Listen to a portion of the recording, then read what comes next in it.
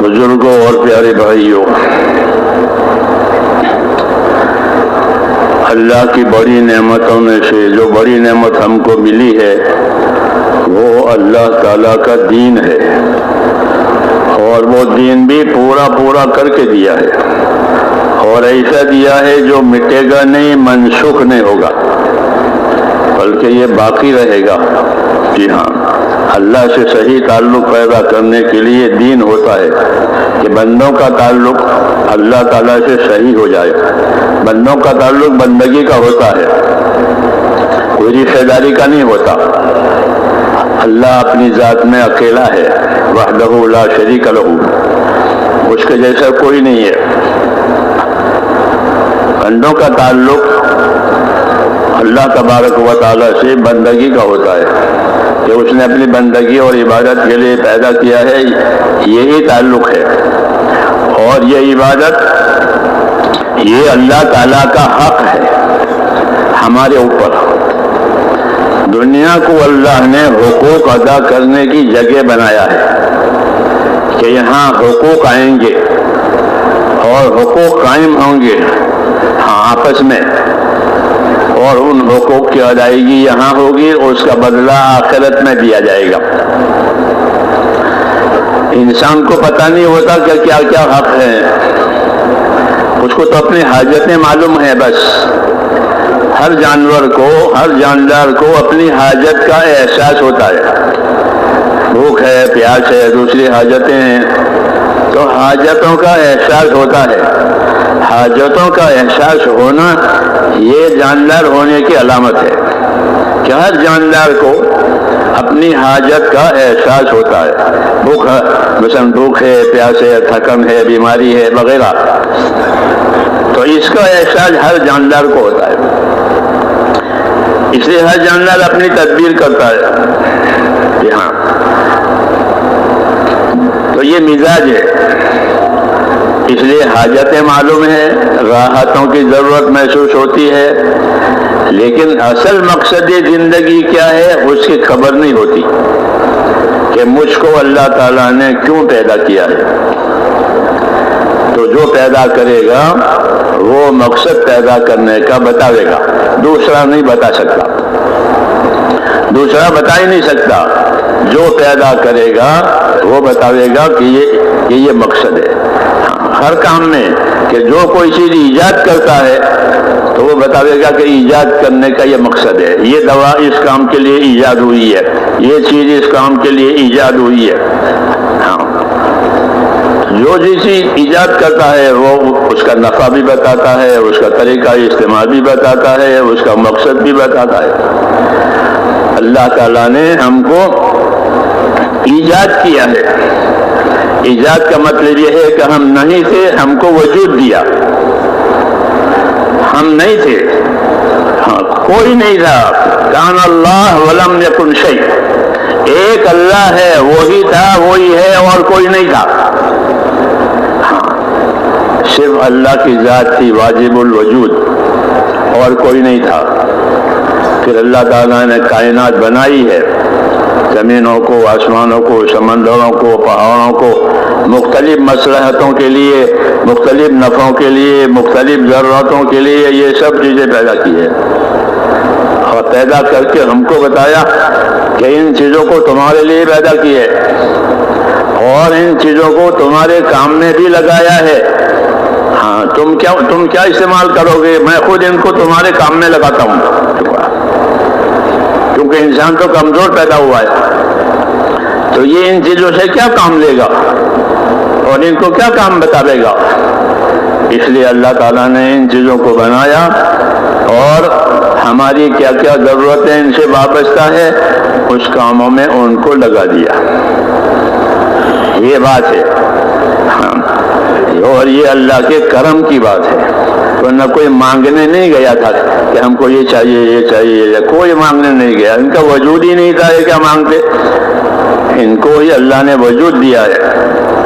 پھر وجود دینے کے بعد ان کو اپنے تقاضے سمجھ میں آئے، اور یہ کمزور ہیں، یہ اپنے تقاضے پورے کرنے کی ان میں کوئی طاقت نہیں ہے، کوئی اسباب پیدا کرنے کی طاقت نہیں ہے، تو اللہ تعالیٰ نے جو جو تقاضے ان کے اندر پیدا ہوتے ہیں اس کے لیے اسباب پیدا کیے. اس کو کہتے ہیں اللہ کا پرورش کا نظام. پالنے کے لیے یہ چیزیں ہوئی ہے کہ ان کو پالنا ہے. اللہ پروردگار ہے, پالنے والا ہے, تو پالنے کے لیے نظام بنایا کہ ان میں حاجتیں پیدا کر دی, پھر حاجتوں کے لیے اسباب پیدا کر دیے اور اسباب کے استعمال کرنے کے طریقے سکھا دیے. بچہ پیدا ہوتا ہے تو اس کو دودھ پینے کا طریقہ سکھایا جاتا ہے اللہ کی طرف سے کہ تجھے دودھ پینا ہے. ایک زمانہ دودھ پینے کا ہوگا تو اس کو دودھ پینے کا طریقہ سکھایا جاتا ہے پرورش کے لیے. وہ ماں سے بھی مانوس ہوتا ہے, اپنی ماں سے وہ مانوس ہوتا ہے, وہ دودھ پینا سیکھتا ہے, وہ دودھ پیتا رہتا ہے جب تک دودھ کا زمانہ ہوتا ہے. تو یہ پرورش کا نظام ہے. اور پرورش کرنا یہ اللہ کے کرم کی نشانی ہے کہ اللہ کریم ہے. بندوں پر کرم کرنا چاہتے ہیں اس لیے نظام کیا, ورنہ اللہ پر کوئی چیز ضروری اور واجب نہیں ہے. اس لیے بندوں کو یہ سمجھایا کہ تمہیں یہ ساری چیزیں ہم نے اپنے کرم سے دی ہے. اللہ کریم ہے, بغیر مانگے دے اور اپنی شان سے دے اور دیتا رہے. یہ شانیں ہیں اللہ تعالیٰ کی. انبیاء کرام آ کر کے انسانوں کو اللہ کی شانیں سمجھاتے ہیں. یہ اللہ کی شانیں ہیں, یہ اللہ کی کاریگریاں ہیں, یہ اللہ کی قدرت ہے, یہ اللہ کی نعمتیں ہیں, تاکہ ان چیزوں کو سمجھنے کے بعد ان کا رخ اللہ کی طرف ہو جائے. عام طور پر انبیاء کرام جو دعوت دیتے ہیں وہ اپنی دعوت میں کہیں تو نعمتوں کو سمجھاتے ہیں, کہیں قدرت کو سمجھاتے ہیں. یہ دو اہم چیزیں کہ اللہ کی قدرت دیکھو, اللہ کے نعمتوں کو سوچو. یہ دو چیزیں آسانی سے سمجھ میں آتی ہے. نعمت تو اس لیے کہ خود آدمی نعمتوں کو استعمال کرتا ہے, وہ نعمتوں کا محتاج بھی ہوتا ہے, اس لیے نعمت سمجھ میں آتی ہے. پھر قدرت سمجھ میں آتی ہے کیونکہ اللہ نے عقل دی ہے, تو اپنے عقل سے قدرت کو سمجھتا ہے. تو قدرت اور نعمت یہ دعوت انبیاء میں عام طور پر ہوتی ہے. تاکہ آدمی کو اپنی قدرت پر بعد مطلب گھمنڈ ہوتا ہے کہ ہم ایسے ہیں کہ تم کیا ہو. فرمایا انسان کو اللہ نے کمزور پیدا کیا ہے. خلق الانسان ضعیفا, آدمی کمزور پیدا کیا گیا ہے. اس میں ارادے کی بھی کمزوری ہے, عمل کی بھی کمزوری ہے, اور بہت کمزوریاں ہیں. بہت کمزوریاں, اور پھر اس کی کمزوریاں بڑھتی رہتی ہے اور وہ محتاج ہو جاتا ہے. لیکن اللہ تعالیٰ اپنے کرم سے ان کی پرورش کرتا ہے, ان کی حاجتیں پوری کرتا ہے, نعمتیں دے کر کے. اور دوسری بڑی چیز کہ ان کے کامیابی کے لیے ایک تو حاجتوں کا پورا ہو جانا ہے اور ایک کامیاب ہونا ہے.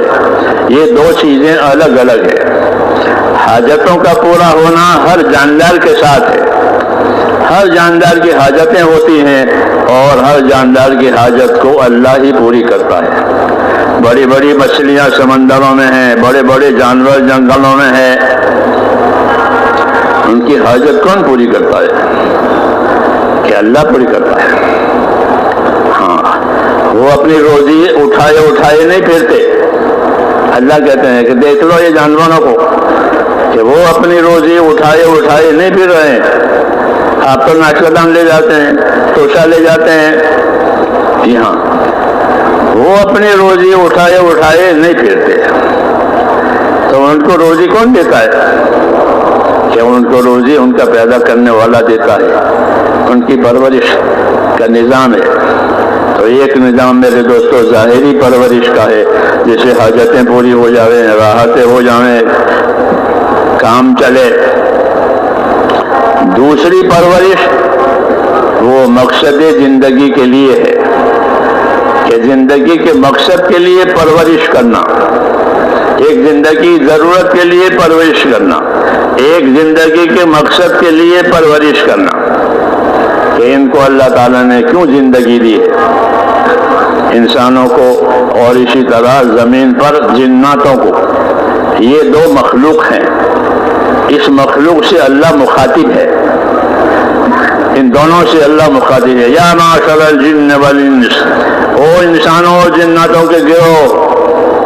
تو اللہ ان کی طرف مخاطب ہے. ہاں, ان سے خطاب ہے, ان سے بات چیت ہے. جی ہاں, ان پر ذمہ داری ڈال دی ہے اللہ نے, انسانوں پر اور جناتوں پر. اس لیے ان سے خطاب ہوتا ہے, ان سے بات ہوتی ہے. ہاں, ان کو زندگی کی ذمہ داریاں سمجھائی جاتی ہے. باقی مخلوق کی حاجتیں پوری کی جاتی ہے. جی ہاں, ان کو پالا جاتا ہے, ان سے اور کچھ نہیں. ان کو اللہ پالیں گے اور جو ہمارے کام کے ہوں گے ان کو ہمارے کام میں لگائیں گے. یہ نظام الہی ہے کہ جو ہمارے کام کے ہوں گے ان کو ہمارے کام میں لگائیں گے. ہاں, باقی وہ جو چاہے پیدا کرے. یخلق ما لا تعلمون, اللہ وہ چیزیں پیدا کرے گا کہ تم جانتے بھی نہیں ہو. جو کہا تو یہ اللہ کا نظام ہے کہ ہم کو ایک مقصد کے لیے پیدا کیا ہے. چونکہ مقصد سے ہم بے خبر تھے, اس لیے ہم کو مقصد کی طرف رہبری کرنے والے لوگ پیدا کیے اللہ نے. وہ نبی کہلاتے تھے. وہ اپنے اپنے زمانے میں آتے تھے اور انسانوں کو ان کی زندگی کا مقصد سمجھاتے تھے. ایک زندگی کی ضرورت ہے, وہ تو ان کو معلوم ہے انسانوں کو. ایک زندگی کا مقصد ہے کہ تم کو اللہ نے کیوں پیدا کیا ہے. ہاں, جس کو مقصد حاصل ہوا وہ کامیاب ہوا, جس کو مقصد حاصل نہ ہوا وہ ناکام ہوا. کامیابی کہ مقصد پانے والے, مقصد کو پانا, اس کا نام ہے کامیابی. فارسی لفظ ہے کامیاب, اردو میں استعمال ہوتا ہے. کامیاب, کام مقصد کو کہتے ہیں فارسی میں, اور یاب کے معنی پانے کے ہیں. مقصد پانا, جس کو مقصد مل گیا وہ کامیاب ہوا. اب لوگوں نے دنیا میں آ کر کے الگ الگ مقصد بنائے اپنی نادانی سے. ہاں, الگ الگ مقصد بنائے. حاکم نے حکومت کو مقصد بنایا, تاجر نے تجارت کو مقصد بنایا, زمیندار نے زمیندار کو مقصد بنایا. جس سے اس کو راحت ضرورت پوری ہوتی ہے وہ مقصد بن گیا.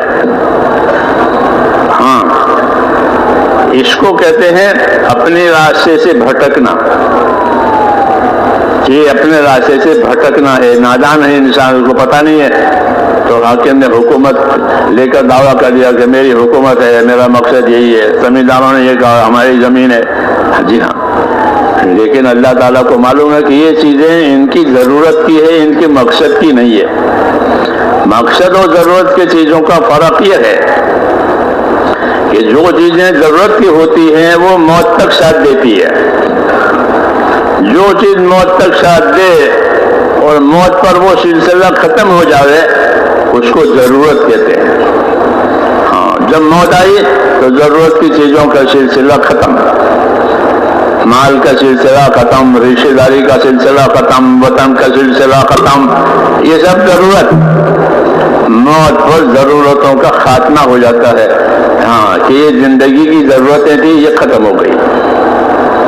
اس لیے نبیوں کی دعوت, نبیوں کی تعلیم یہاں تک نہیں ہے. ہاں, کہ موت سے پہلے ضرورت کی چیزیں سمجھاوے کہ نہ, یہ تو انسان خود ہی سمجھ لیں گے.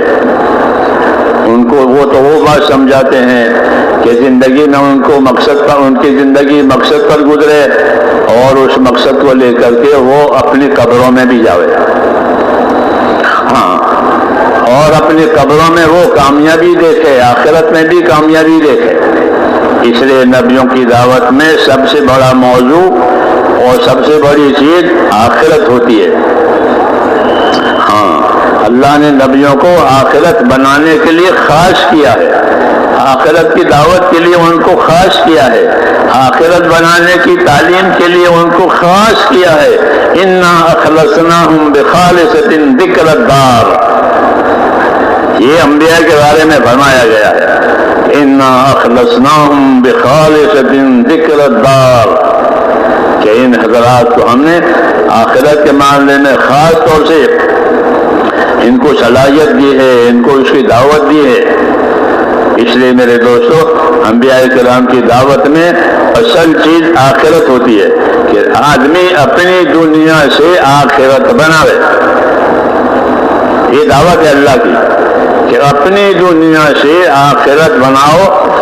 جس طرح زمیندار اپنی زمین سے فصل لیتا ہے، ایک فصل دو فصل جیسی زمین ہو ایسی فصلیں لی جاتی ہے، تو اس طرح زمیندار اپنی زمین سے فصل لیتا ہے اور تجارت اپنی تجارت سے نفع لیتا ہے.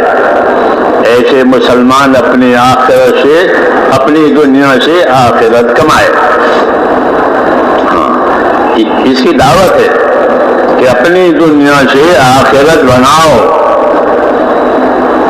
وابتغِ فِيمَا آتَاكَ اللَّهُ الدَّارَ الْآخِرَةَ وَلَا تَنْسَ نَصِيبَكَ مِنَ الدُّنْيَا وَأَحْسِنْ كَمَا أَحْسَنَ اللَّهُ إِلَيْكَ. یہ دعوت ہے اللہ کی.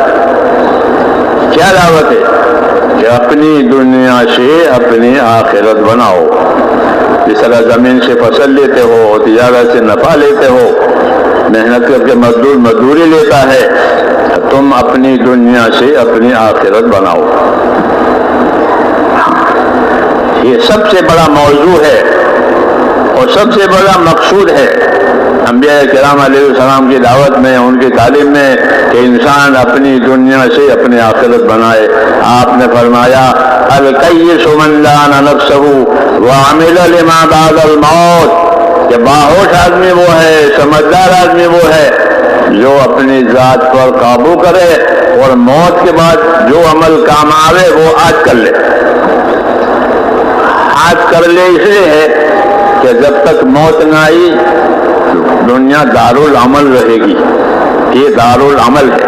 یہاں عمل بنیں گے، عمل تیار ہوں گے، عمل کرنے کے موقع ملیں گے، کیونکہ یہاں صبح ہوگی، شام ہوگی، رات ہوگی، دن ہوگا، اور صبح کے اعمال، رات کے اعمال، دن کے اعمال. یہ جب موت آ گئی تو یہ سلسلہ ختم، تو عمل کا سلسلہ بھی ختم. اس لیے کہا باہوش آدمی وہ ہے کہ جو اپنی ذات پر قابو کرے، اللہ کی ناراضگی سے اپنے آپ کو بچائے، اور موت کے بعد کام آوے وہ عمل آج کرے. کل کا بھروسہ نہیں ہے. کل کا بھروسہ نہیں ہے کہ کل زندگی بھی رہے گی کہ نہیں رہے گی، اور زندگی رہے گی تو موقع بھی رہے گا کہ نہیں رہے گا. ہاں دنیا ہے، دنیا ہے، اس میں تغیرات ہوتے رہتے ہیں، اس میں فتنے بھی ہوتے رہتے ہیں، اور بہت چیزیں ہوتی ہیں. اور یہ سب چیزیں انسان کی طرف متوجہ ہوتی ہے، کسی اور جاندار کی طرف متوجہ نہیں ہوتی. جتنی نعمتیں ہیں، جتنے فتنے ہیں، وہ انسان ہی کی طرف آتے ہیں. اس لیے کہا کہ موقع غنیمت سمجھے. سمجھدار آدمی وہ ہے کہ اپنی ذات پر قابو کرے اور موت کے بعد کام آنے والا عمل آج کرے. تو یہ نبیوں کی دعوت ہے کہ اپنی دنیا سے اپنی آخرت بنائی جائے. اور ہم کو رسول صلی اللہ علیہ وسلم نے اور وضاحت سے سمجھایا. ہاں آپ کی دعوت میں کمال ہے، آپ کی تعلیم میں کمال ہے، تو ہم کو اللہ کے نبی نے اور وضاحت سے سمجھایا. کیا سمجھایا؟ یہ سمجھایا کہ ان الدنیا خلقت لکم وانکم خلقتم للآخرہ، کہ اللہ نے ساری دنیا کو تمہارے لیے پیدا کیا ہے. یہ انعام ہے، اکرام ہے، یہ احسان ہے اللہ کا کہ دنیا کی تمام نعمتوں کو ہمارے لیے پیدا کیا ہے. سمندر کے اندر کی نعمتیں بھی ہمارے لیے، سمندر کے موتی، سمندر کی مچھلی، سمندری کاروبار، ہاں یہ سب. اور سمندروں میں اس کا موقع، ورنہ پانی میں تو آدمی ڈوب جاتا ہے، لیکن سمندروں کے راستے سے کتنی کمائیاں ہوتی ہیں، کتنے کاروبار ہوتے ہیں. ہاں حالانکہ مشکل ہے، لیکن وہاں سے بھی اللہ تعالیٰ دیتے ہیں اور یہاں سے بھی دیتے ہیں، خشکی سے بھی دیتے ہیں. اس لیے حضور نے فرمایا کہ دنیا تمہارے لیے پیدا کی ہے، تمہارے نفع کے لیے، تمہاری راحت کے لیے، تمہاری ضرورت کے لیے، اور کسی مخلوق کے لیے دنیا نہیں بنائی. حالانکہ بڑی بڑی مخلوق ہے. تو آپ نے فرمایا کہ دنیا تمہارے لیے پیدا کی گئی ہے. یہ تو بشارت ہے کہ دنیا کی ساری نعمتیں تمہارے لیے. آگے دعوت ہے. یہ نبیوں کا طریقہ ہے کہ وہ بشارتوں کے ساتھ فضائل کے ساتھ مقصد زندگی سمجھاتے ہیں, اس کی دعوت دیتے ہیں. پہلے تو بتا کہ دنیا تمہارے لیے, ساری نعمتیں تمہارے لیے, اور تم کو کہ تم کو اللہ نے آخرت کے لیے پیدا کیا ہے. ان الدنیا خلقت لکم وانکم خلقتم للآخرہ. دنیا کو تمہارے لیے پیدا کیا ہے اور تم کو آخرت کے لیے بنایا ہے. یہ ہوئی دعوت, یہ ہوئی دعوت, یہ ہوئی مقصد زندگی کی طرف رہبری کہ دنیا کے انسانوں کو اللہ نے ان کی آخرت بنانے کے لیے پیدا کیا ہے. اس لیے اللہ کی نظر میں سمجھدار وہ آدمی ہوگا جو اپنی دنیا سے آخرت بناوے. تو اس کی محنت اور اللہ نے جو مقصد بنایا وہ دونوں ایک ہو گئے کہ اللہ نے پیدا بھی کیا تھا اس مقصد کے لیے, اس کی محنت بھی آخرت کے لیے ہو گئی کہ ہاں اس کی محنت مقصد کے مطابق ہے. جس کی محنت مقصد کے مطابق ہوگی وہ کامیاب ہوگا, اور جس کی محنت سے مقصد فوت ہو جائے وہ نامراد ہوگا. یہ قاعدہ ٹھہرا کہ جس کی محنت سے مقصد فوت ہو گیا, محنت ہی غلط ہوئی اور مقصد فوت ہو گیا, تو یہ ضل سعیہم فی الحیات الدنیا, یہ وہ قسم ہے کہ ان کی کوششیں, ان کی محنتیں, ان کی قربانیاں دنیا میں ضائع ہو گئی. وہم یحسبون انہم یحسنون صنعا, اور وہ اپنے دل میں یوں سمجھ رہے ہیں ہم تو بہت کچھ کر رہے ہیں, حالانکہ کچھ نہیں ہے, مقصد ان کا فوت ہو گیا ہے, کوششیں ان کی غلط ہے. اس لیے اللہ تعالیٰ نے نبیوں کو بھیج کر کے میرے دوستوں زندگی کا مقصد سمجھایا, اور مقصد کے لیے کیسی کوشش کرنی چاہیے وہ بھی سمجھایا. تو مقصد دنیا کی زندگی سے آخرت بنانا ہے, کیونکہ اللہ نے اس کی دعوت دی ہے. اللہ آخرت کو پسند کرتے ہیں. دنیا پر اللہ نے لعنت ڈال رکھی ہے. ہاں حدیثوں میں کہ دنیا پر دنیا میں نے دنیا یہ ملعون ہے. آخرت کہ آخرت اللہ کے نزدیک پسندیدہ ہے, اور آخرت کو اللہ باقی رکھیں گے. آخرت کو ہمیشگی دی ہے, دنیا کو ہمیشگی نہیں دی ہے. آخرت کو بہتر بھی بنایا اور اس کو ہمیشگی بھی دی ہے. والآخرت خیر وابقا, آخرت کی دو صفت بیان کی ہے کہ آخرت دنیا سے بہت بہتر ہے. ہاں کہ دنیا میں تغیرات آتے ہیں, جی ہاں, ان تغیرات کی وجہ سے طبیعت زندگی تنگ ہو جاتی ہے, کہ وہاں ایسا نہیں ہوگا. جو آخرت بنا کر کے جائے گا وہ آخرت میں ایسا نہیں دیکھے گا کہ اس کی زندگی تنگ ہو جائے, بلکہ فرمایا والآخرت خیر وابقا, کہ آخرت جو ہے وہ تو دنیا سے بہت بہتر ہے. اور دوسری صفت خاص کیا ہے کہ آخرت باقی رہنے والی ہے, وہ باقی رہے گی, ختم نہیں ہوگی. آخرت کو اللہ نے ابدیت دی ہے, ہمیشگی دی ہے, دنیا کو فنائیت دی ہے. یہ امتیاز ہے دونوں کے درمیان میں کہ دنیا کو فنائیت دی ہے اور آخرت کو ابدیت اور ہمیشگی دی ہے. آخرت میں جو جوان ہوگا جوان ہی رہے گا. ہاں حدیثوں میں کہ ان کی جوانی ختم نہیں ہوگی, ان کا لباس پرانا نہیں ہوگا. جن کی آخرت کامیاب ہوگی ان کے لیے ہوگا کہ وہ جوان ہے تو جوان ہی رہیں گے, ان کی جوانی ختم نہیں ہوگی, ان کا لباس پرانا نہیں ہوگا. جی ہاں, اور وہ کبھی اپنے آخرت میں اکتائیں گے نہیں. ہاں اب جیسے یہاں ہوائی جہاز میں بیٹھے بیٹھے اکتا جاتے ہیں, حالانکہ پرواز کر رہے ہیں اوپر, کھانا پینا سب کچھ ہے, لیکن ملال اور تنگی آتی ہے کہ نہیں. آخرت کی صفت ایسی ہے کہ آخرت بہتر ہے کہ کوئی تنگی نہیں ہوگی, کوئی اکتاہٹ نہیں ہوگی, بلکہ جس نے اپنے آخرت کامیاب بنائی وہ آخرت میں جانے کے بعد دنیا میں آنے کے لیے تیار نہیں ہوگا. ہاں ان سے اللہ پوچھیں گے کہ اپنی دنیا میں جانا ہے, جو آخرت بنا کر جا رہے اس کی لیے بات کر رہے ہیں. کیونکہ نبیوں کی دعوت میں آخرت بنانے کی دعوت ہے.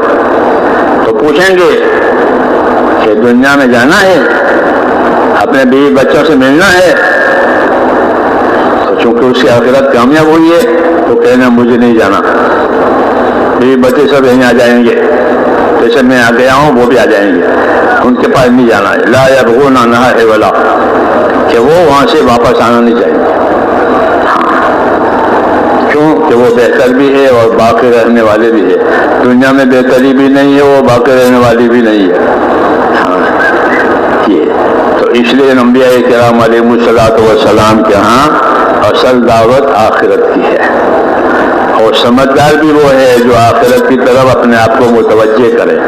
حضرات صحابہ کرام کے بارے میں یہ آتا ہے کتابوں میں کہ وہ یوں کہتے تھے کہ انما ہممنا الآخرہ ولیست ہممنا الدنیا, کہ ہمارے عزائم آخرت بنانے کے ہیں, ہمارے ارادے آخرت بنانے کے ہیں, دنیا بنانے کے نہیں ہے, کیونکہ دنیا تو چھوٹ جائے گی.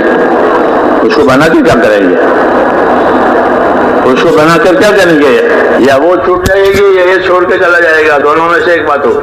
بات مطلب حوادث سے دنیا ہاتھ میں سے چلی جاتی ہے,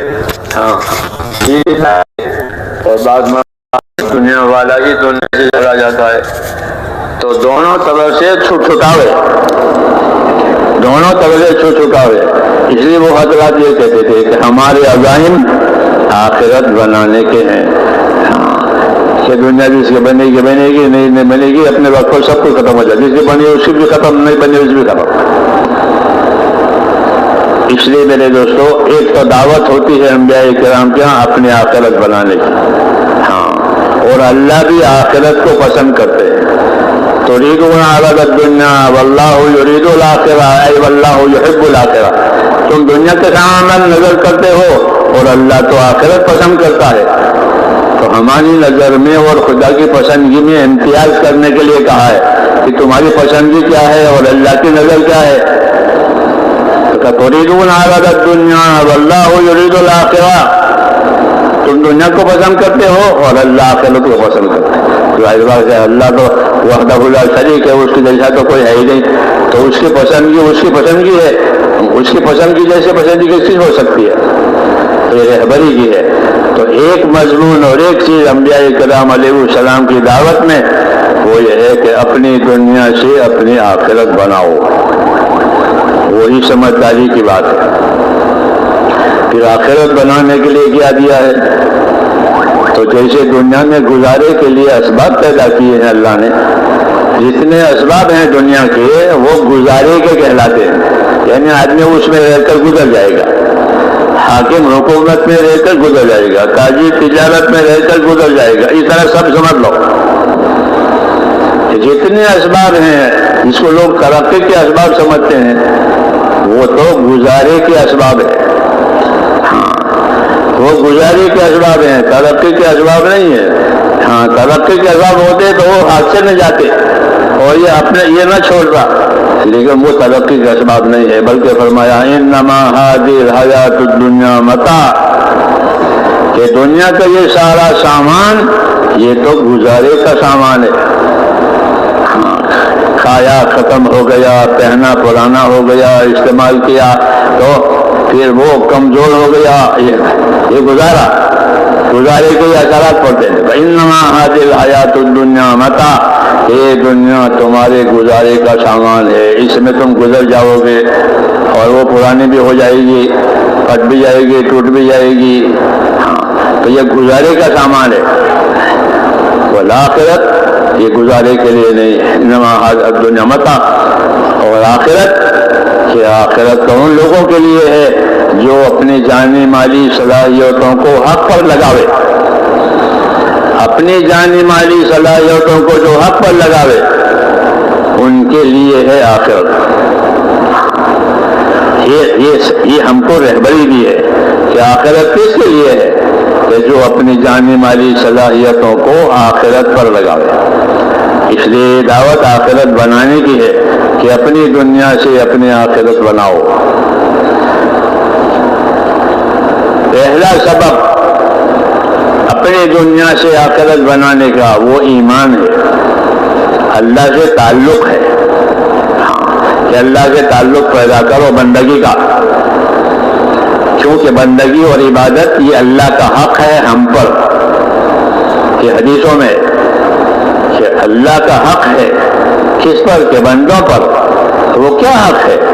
کہ اللہ کا حق بندوں پر یہ ہے کہ وہ اللہ کی عبادت کرے، اس کے ساتھ کسی کو شریک نہ کرے، یہ اللہ کا حق ہے۔ اللہ کے حقوق سمجھانے کے لیے ہی اللہ کا نبی آتا ہے، کیونکہ ہم کو نہیں معلوم اللہ کے کیا حقوق ہیں، ہم کو تو اپنی حاجتیں معلوم ہوتی ہے، اپنی راحتیں معلوم ہوتی ہے، طبیعت تقاضا کرتی ہے ان چیزوں کی، اس لیے وہ معلوم ہو جاتی ہے، لیکن اللہ کا کیا حق ہے وہ نبی بتاتا ہے کہ اللہ کا حق یہ ہے کہ اسی کی عبادت کی جائے گی، اس کے ساتھ کسی کو شریک نہیں کیا جائے گا، اپنے آپ کو بندہ بنا کر زندگی گزارنی ہے۔ جب یہ اپنے آپ کو بندہ بنا کر زندگی گزارے گا تو اللہ اس کے ساتھ پروردگار ہو کر کریمانہ معاملہ کریں گے، کرم کا معاملہ کریں گے، کیونکہ اپنے آپ کو اس نے بندہ بنایا، تابعدار بنایا۔ حضور صلی اللہ علیہ وسلم کی نصیحتوں میں اور آپ کے بیانوں میں یہ بات ہے کہ اس طرح کی زندگی ہوئی تو اللہ زندگی کے حالات صحیح کر دیں گے، کیوں کہ انہوں نے اپنے آپ کو بندہ بنا کر اللہ کے سامنے پیش کیا، ہم تیرے بندے ہیں، تو ہمارا مولا ہے، جو تیری مرضی ہے اسی کے مطابق کریں گے، جو تیری مرضی ہے وہ نہیں کریں گے۔ تو پھر اللہ کا معاملہ ان کے ساتھ کرم کا ہوگا، مدد کا ہوگا، حالات بنائے جائیں گے۔ ہاں، یہ انعام ہوتا ہے کہ جب اللہ کے ساتھ معاملہ صحیح ہو جاتا ہے تو حالات بنتے چلے جاتے ہیں۔ اس لیے حضور صلی اللہ علیہ وسلم نے جو پہلا بیان مدینے میں جا کر دیا تھا، وہ پہلے بیان میں یہ بات کہی تھی۔ کیا بات کہی تھی؟ کہ من اصلح ما بینہ وبین اللہ اصلح اللہ ما بینہ وبین خلقہ، کہ جو لوگ اپنا اور خدا کا معاملہ صحیح کر لیں گے تو اللہ ان کا اور مخلوق والا معاملہ صحیح کر دے گا۔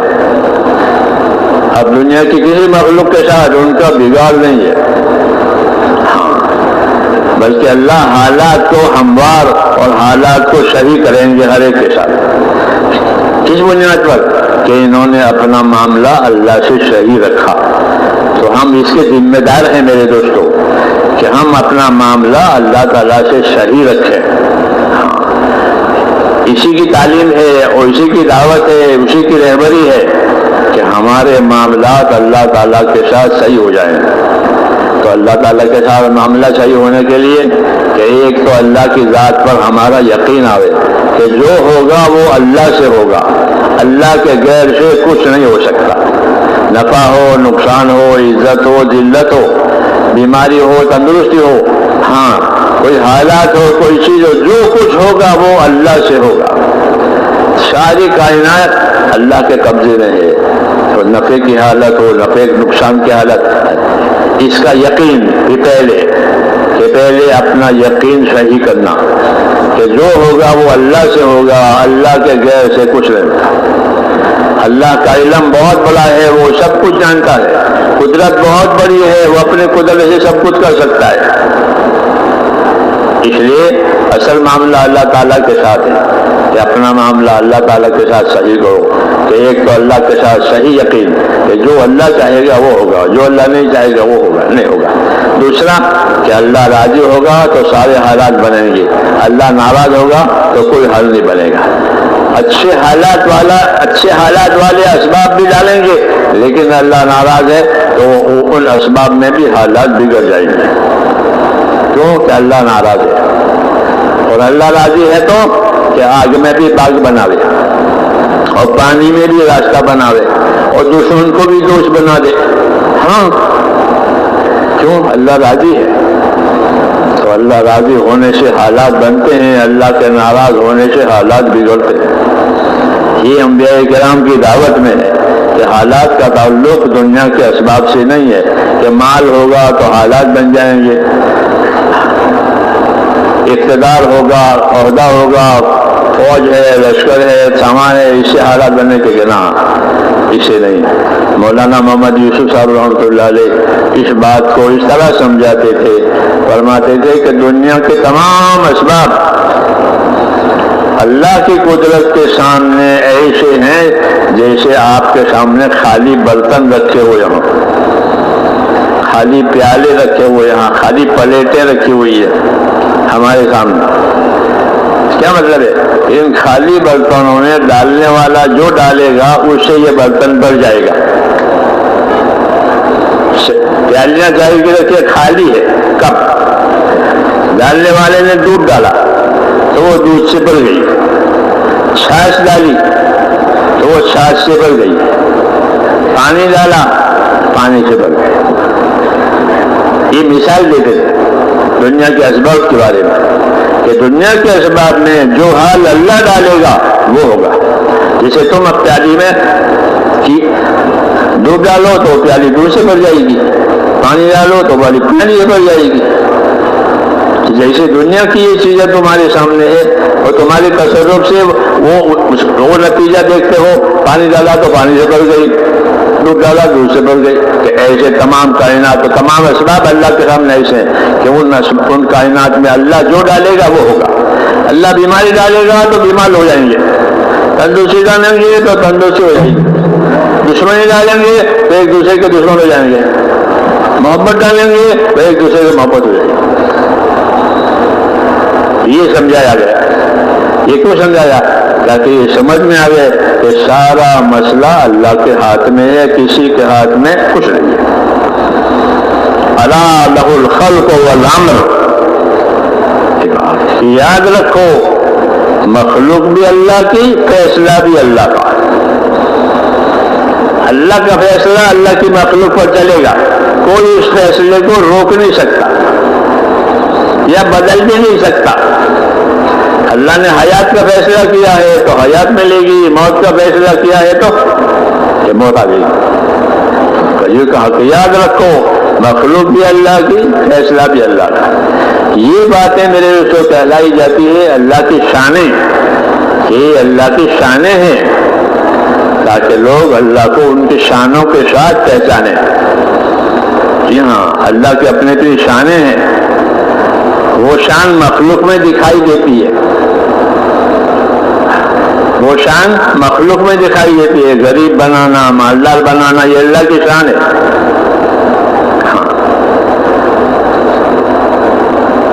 جب ہم یہاں رہتے تھے نظام الدین میں تو عشاء کی نماز پڑھنے کے لیے ایک مسجد میں جاتے تھے، مسجد قریش. راستے میں دکانیں ہیں، سونے کی، چاندی کی، مختلف دکانیں. تو ان پر لوگ آئے ہیں کرسیوں پر بیٹھ کر کے اور سیمپل دیکھ رہے ہیں سونے کا، چاندی کا، مستورات بھی اور مرد بھی. وہ دکان ہے اور جب پھر رات کو وہ دکان بند ہو جاتی ہے، عشاء کی نماز میں جاتے ہیں تو وہ دکان بند ہے. اس دکان کی سیڑھیوں پر ایک آدمی میلا کچیلا، اس کو اپنا ہوش نہیں ہے، وہ وہاں پڑا ہوا ہے. دن میں سونا چاندی والے اور رات میں یہ پڑا ہوا ہے. ہاں، اس کو خود پتا ہے میں کون ہوں، کہاں سے ہوں. بھائی کو کھانا دے گئے تو کھا لے گا، نہیں تو وہاں پڑا ہوا ہے، میں اللہ خدا پڑا. تو ہمارے ایک بزرگ تھے شیخ سعدی رحمۃ اللہ علیہ، ان کی کتابیں مدرسوں میں پڑھائی جاتی ہے. وہ کتابیں اس لیے پڑھائی جاتی ہے کہ اللہ کے بندے اللہ کی شان کو سمجھیں، اللہ کی شان کو سمجھیں. کہ دیکھو سونا چاندی والے بھی آتے ہیں یہاں اور وہ چلے جاتے ہیں، پھر یہ بھی ہے، اس کو اللہ نے ایسا بنایا ہے، ان کو ایسا بنایا ہے، اس کو ایسا بنایا، اس کو ایسا بنایا. تو یہ کس لیے؟ کہ ان کو کہ لوگوں کو اللہ کی شان سمجھ میں آوے کہ اللہ جو چاہیں گے وہ کریں گے. ہاں یکے بل بسترے کن خواب و نف دیگرے بل خاک خاری بستہ یک. ہم فارسی پڑھتے تھے اور فارسی کتابیں اس میں اللہ کی قدرت میں کہ ایک کو دیکھو گے کہ قیمتی سے قیمتی لباس میں ہے، ہاں رات دن نعمتوں میں ہے، اور دوسرا اپنے لاچاری اور محتاجی کی وجہ سے برف کی سیڑھی کے گلا پڑا ہوا ہے، وہ سیڑھیوں پر، وہ بھی مخلوق ہے، وہ بھی مخلوق ہے. جو سونا چاندی استعمال کرتے ہیں وہ بھی مخلوق ہے، یہ بھی مخلوق ہے. یہ کیا بات ہوئی کہ اللہ نے سمجھداروں کو اللہ کی شانیں دکھائی ہے. دیکھو یہ میری شان ہے، میں نے اس کو ایسا بنایا ہے، اس کو ایسا بنایا ہے. تم میری قدرت کو پہچانو اور میری قدرت کو پہچان کر میری طرف متوجہ ہو جاؤ. تو اپنی شانیں دکھا کر کے بھی اللہ تعالیٰ اپنی طرف متوجہ کرتے ہیں. دعوت اور فضائل سمجھا کر کے بھی اپنی طرف متوجہ کرتے ہیں. یہ سب کاروبار اسی کے لیے ہے کہ دنیا کی زندگی اللہ کو پہچاننے کے لیے ہے. کس کے لیے ہے؟ کہ دنیا کی زندگی میں اللہ تعالیٰ کو پہچانو اور اللہ کو پہچان کر اس کا حق ادا کرو. یہ ہے دعوت. اس کے لیے سارا سمجھایا جاتا ہے کہ قدرت بھی سمجھو، نعمت بھی سمجھو، اللہ کا برتاؤ بھی سمجھو. دعوت میں یہ سب چیزیں سمجھائی جاتی ہے. دعوت سے صرف نکل جانا آ جانا نہیں ہے، بلکہ اپنی دعوت میں اللہ کو پہچاننا ہے، اس کی شانوں کو پہچاننا ہے، اس کی قدرت کو پہچاننا ہے. ہاں، یہ جب جب یہ چیز اس کو کھلے گی اس کو اللہ سے محبت پیدا ہوگی، اللہ سے تعلق بڑھے گا، اللہ کی طرف امیدیں قائم ہوگی. ہاں، اللہ کی طرف امیدیں قائم ہوگی. ایمان قائم ہوتا ہے تو بندہ اللہ سے امیدوار رہتا ہے. میرا اللہ یہ کرے گا، میرا اللہ یہ کرے گا، میرا اللہ یہ کرے گا. ہاں، تو یہ سب چیزیں اللہ نے اپنا تعلق پیدا کرنے کے لیے بھی پیدا کی ہے اور مستقل نبیوں کو اس لیے بھیجا ہے کہ بندے جو بے خبر پیدا ہوتے ہیں ان کو صحیح رخ بتاؤ اور میری خدائی ان کو سمجھاؤ اور میری خدائی سمجھا کر ان کو میرے راستے پر لاؤ، تاکہ دنیا کا امن اور دنیا کا سکون ہم ان کو دیں اور آخرت کی نعمتیں دیں. کہ آخرت میں تو وہ نعمتیں دینی ہے جو ختم نہیں ہوگی، اور دنیا میں کہ دنیا میں ایسے بندوں کو جینے کے لیے پاک زندگی دی جائے گی. یہ ہوا معاملہ اللہ کا شروع. جی ہاں، یہ سب سمجھا کر کہ دنیا میں جینے کے لیے، کہ دنیا میں جینے کے لیے پاک زندگی دیں گے. من عمل صالحا من ذکر او انثى وهو مؤمن فلنحيينه حياة طيبة وَلَنَجْزِيَنَّهُمْ أَجْرَهُمْ بِأَحْسَنِ مَا كَانُوا يَعْمَلُونَ. یہ دو باتیں فرمائی ہے کہ جو لوگ اپنی زندگی میں اللہ سے صحیح تعلق پیدا کر کے ہمیں ایمان لا کر اپنی عملی زندگی صحیح بنائیں گے تو ایسے لوگوں کو ہم دنیا میں جینے کے لیے پاک زندگی دیں گے. ہاں، یہ کہا کہ زندگی ان کی پاکیزہ ہوگی. کہ من عمل صالحا من ذکر او انثى وهو مؤمن فلنحيينه حیاة طیبہ. جو لوگ ایمان لا کر اپنی زندگی عملی صحیح کریں گے تو ایسے لوگوں کو دنیا میں جینے کے لیے جو زندگی دی جائے گی وہ زندگی پاک اور صاف ستھری ہوگی. حیاة طیبہ، پاک زندگی جینے کے لیے دیں گے کہ ان کی زندگی کفر سے پاک ہوگی، شرک سے پاک ہوگی، گناہوں سے پاک ہوگی، ہاں ظلم سے پاک ہوگی. ہر وہ بات جو اللہ کو ناپسند ہے اس سے ان کی زندگیاں پاک ہوگی. ایسی زندگی جینے کے لیے دیں گے. یہ پہلا وعدہ ہے دنیا کا کہ اللہ پر ایمان لا کر اللہ کی تابعداری کر کے کیا ملے گا کہ پاک زندگی جینے کے لیے دیں گے. ہاں، کہ اس میں اللہ سے تعلق بھی صحیح رہے گا اور حالات بھی صحیح رہیں گے.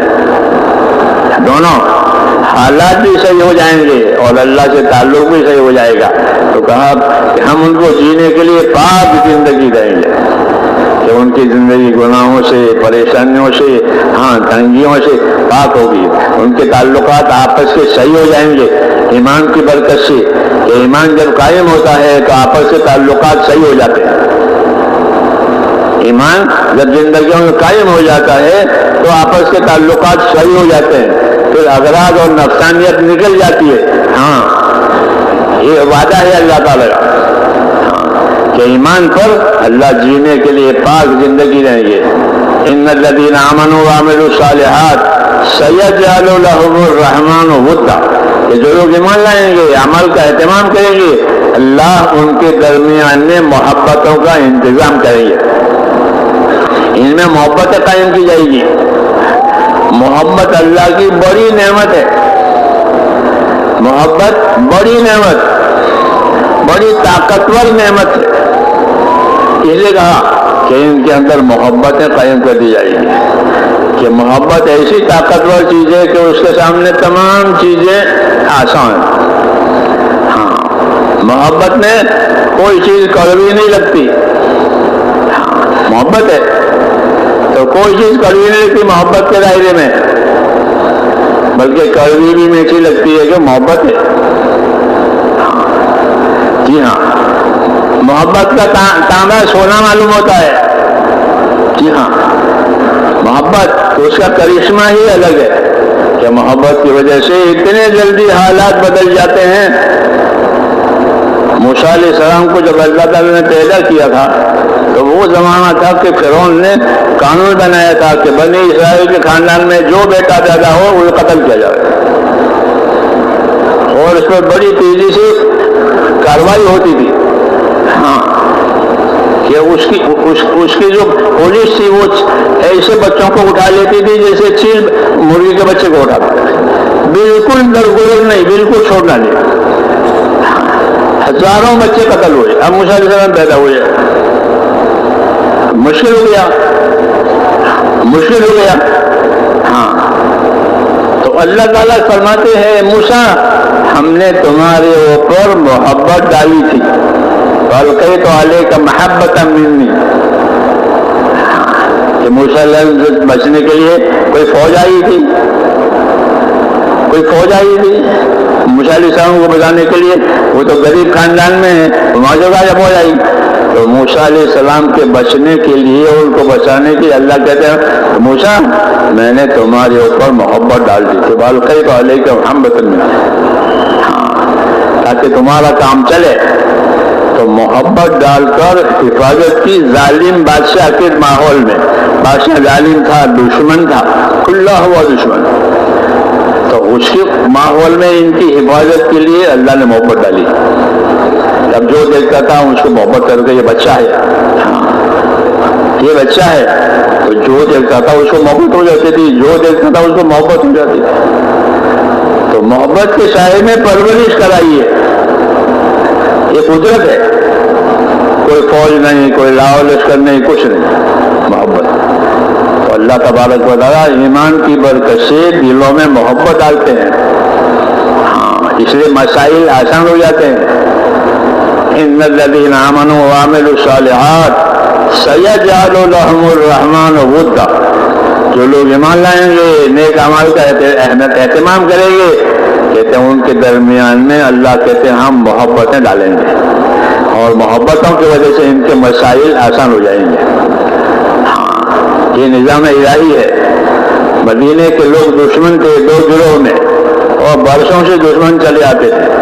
اب ان کے پاس آیا ایمان حضور صلی اللہ علیہ وسلم کی دعوت کی وجہ سے، آپ کی تعلیم کی وجہ سے، تو ان کی وہ عداوتیں ختم ہو گئی اور وہ ایک دوسرے کے بھائی ہو گئے. ان میں محبتیں اللہ نے ڈال دی. موسیٰ علیہ السلام پر ان کی شخصیت پر انفرادی محبت ڈالی تو کوئی اس کو قتل کرنے کے لیے تیار نہیں. ہاں، بلکہ سب کو محبت ہو گئی. انفرادی محبت کا نتیجہ موسیٰ علیہ السلام کے قصے میں، اجتماعی محبت کا نتیجہ حضور صلی اللہ علیہ وسلم کی سیرت میں. کہ حضور صلی اللہ علیہ وسلم کی دعوت مدینے والوں نے اپنائی اور اپنی زندگیوں کا رخ بدلا، تو ان میں آپس میں محبتیں پیدا ہو گئی. وَاذْكُرُوا نِعْمَتَ اللَّهِ عَلَيْكُمْ اِذْ كُنْتُمْ أَعْدَاءً فَأَلَّفَ بَيْنَ قُلُوبِكُمْ فَأَصْبَحْتُمْ بِنِعْمَتِهِ إِخْوَانًا. کہ تم اللہ کا احسان سوچو، تم تو دشمن تھے 2 گروہ میں، اور برسوں سے دشمن ہوتے چلے آئے. اب اللہ نے وہ دشمنیاں تمہارے دلوں میں سے نکال دی ہے اور تم کو ایک دوسرے کا محبوب بنایا، ایک دوسرے کا بھائی بنا دیا. محبت ڈال کر کے. تو محبت اللہ تعالیٰ کی نعمت ہے اور ایمان اور عمل صالح کی وجہ سے یہ ملتی ہے کہ جب ماحول میں ایمان آوے، عمل صالح آوے، نیک عمل آوے تو ماحول صحیح ہو جاتا ہے، معاشرت اور رہن سہن صحیح ہو جاتا ہے، محبتیں قائم کر کے ان کی دشواریاں ختم کر دی جاتی ہے. کہ ایمان اعمال کی برکات میں سے ہے کہ ان کے درمیان میں محبت ہوگی، یہ بھائی چارہ ہو جائیں گے. تو جو دنیا کی زندگی میں جو عمل دنیا کی زندگی میں بہتری پیدا کرے گا وہی عمل آخرت میں بھی بہتری پیدا کرے گا. تو اس عمل نے محبتیں پیدا کی تو یہ کہ یہ عمل ایمان و عمل آخرت میں نجات کا بھی سامان ہو جائے گا. یہاں محبتیں پیدا کی اور مسائل آسان ہو گئے، آخرت کے مسائل بھی اس سے آسان ہو جائیں گے. اس لیے انبیاء کرام علیہ السلام کی دعوت میں یہ بڑی چیز ہے کہ اپنے ایمان کو اللہ کے ساتھ صحیح کرو اور اپنے اعمال کو درست کرو.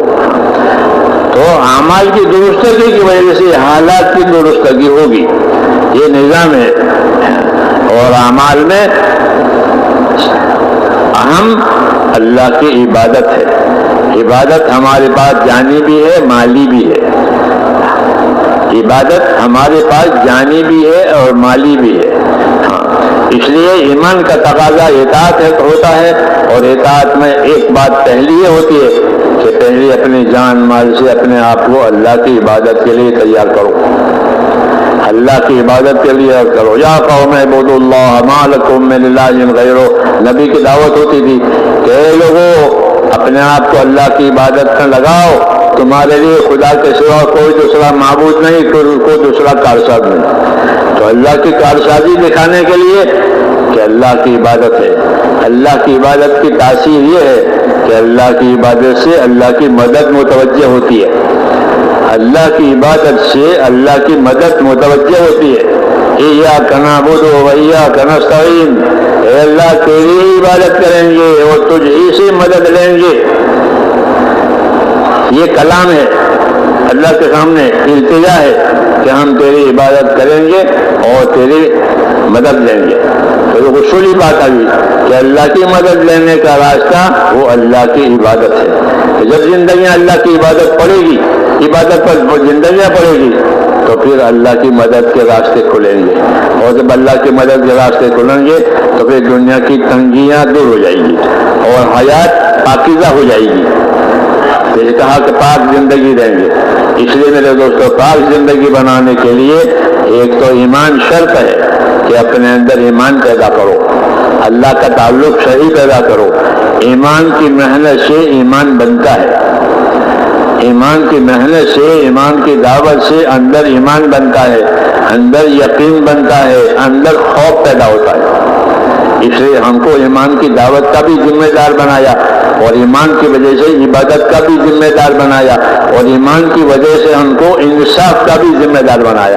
یہ تینوں چیزوں کے ہم ذمہ دار ہیں. ہاں، تینوں چیزوں کے ہم ذمہ دار ہیں کہ ایمان، کہ اپنا ایمان بناؤ، اللہ کے راستے کی نقل و حرکت، اللہ کے راستے کی دعوت، اللہ کے راستے کا علم و ذکر، یہ وہ اسباب ہیں کہ جس سے ایمان میں ترقی پیدا ہوتی ہے. اللہ کا یقین بڑھتا ہے، اللہ کا خوف بڑھتا ہے. اور یہی دو چیزیں اصل ہیں کہ اللہ سے استفادہ کے لیے اللہ کی ذات کا یقین آوے اور اللہ کی ناراضگی سے اور ناکامی سے بچنے کے لیے اللہ کا خوف پیدا ہو جائے. یہ دو پہلو ہے ایمان کے. ایمان کے یہ دو پہلو ہے کہ ایک طرف اللہ تعالیٰ سے امیدوار ہو کر کے یقین پیدا کرے کہ جو ہوگا اللہ سے ہوگا، اللہ کے غیر سے نہیں ہوگا. ہاں، تو اندر یقین پیدا ہو جائے کہ محنت سے یقین بنتا ہے. آدمی کی محنت میں یہ تاثیر ہے کہ جو وہ جس چیز کی محنت کرے گا اس کا یقین اس کے دل میں غیر شعوری طور پر آئے گا. ہاں، غیر شعوری طور پر محنت کی وجہ سے یقین آتا ہے. ایک کمار جو برتن بناتا ہے مٹی سے، گارے سے، گارا ہے، کوئی قیمت نہیں ہے، گارا. ایک میں مثال دے رہا ہوں، گارا ہے، کوئی قیمت نہیں ہے، مٹی ہے اور پانی ہے، لیکن اس کی محنت سے ایک شکل بن گئی، مٹکا بن گیا، سراہی بن گئی. اب اس کی قیمت آئے گی کہ سراہی کی کیا قیمت ہے کہ 100 روپے. मटके की क्या कीमत है? 150 रुपये। हाँ, उस गारे पर उसकी मेहनत लगी, तो वो बहुत से मटके तैयार करके हाँ सर्दी के जमाने में बनाता है, गर्मी में बेचता है। आप भी सड़कों पर देखते होंगे कि हाँ मटके हैं, मिट्टी के बर्तन, हाँ तो वो बनते हैं सर्दी में, बिकते हैं गर्मी में। हम तो देहाती लोग हैं, हम जानते हैं जी हाँ कि वो बनते हैं सर्दियों में। सर्दियों में पानी कम पिया जाता है तो वो बनाते हैं उसको, फिर गर्मी में पानी के तो पहले लोग उसको ले जाते हैं। है वो गारा, कोई मटेरियल नहीं है, कोई कीमती चीज नहीं है, लेकिन दो बातें पैदा हुई है। एक तो उस बनाने वाले के अंदर की कारीगरी का असर है कि गारा का शक्ल बन गई, मटकी थी, गारा का मटका हो गया, सुराही हो गई, उसकी मेहनत से शक्ल बन गई। दूसरा क्या हुआ कि उसके अंदर यकीन पैदा हुआ है। ये 100 मटके हैं, ये 100 सुराहियां हैं जो सड़क के किनारे पर लगा के बैठा है, और एक एक की कीमत 150 रुपये। तो कितनी मालियत हुई, कितनी मालियत हुई?